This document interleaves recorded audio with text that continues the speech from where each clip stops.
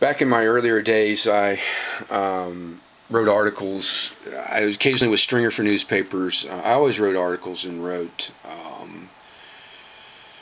and published back before I go way back, so before computers, where I would publish in print and so forth. And I had a friend that was working with the very famous atheist Madalyn Murray O'Hair. Have you ever heard of her? Okay. She was the one that got, she took her son into the Supreme Court, and they got prayer thrown out of schools. So it's illegal basically to pray in schools now because of her. And she set up this center in Austin, Texas that was atheist-based. It was a nonprofit, essentially. And she was a very controlling person.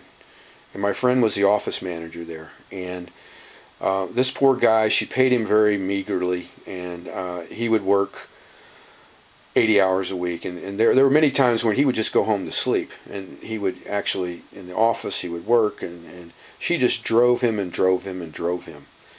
And this went on for like 3 years. And eventually, he said, well, I need a little more money. I don't even make enough to pay my rent and whatnot. And she said, well, like it or lump it. And when he finally went back in another month, he said, I'm working 80 hours a week, and et cetera, because he knew they were taking in a lot of money. She said, no, you know what? There's people that want your job. See you later.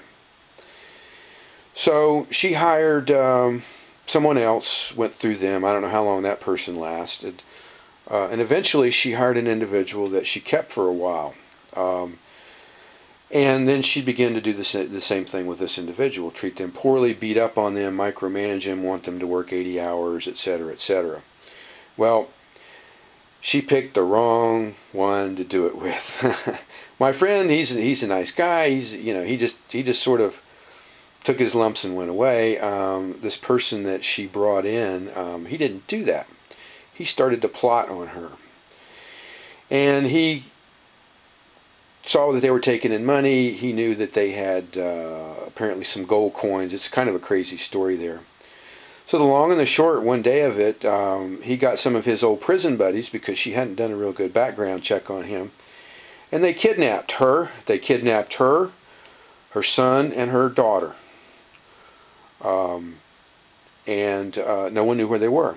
Well, they eventually found out where the gold was. It was in I think it was in some storage locker.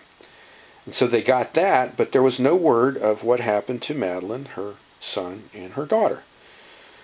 Until the case broke, it was probably 3 or 4 years later, it found out these guys had taken them, killed them, chopped them up, and buried them in a shallow grave in South Texas there. So the moral of the story is, don't push people beyond.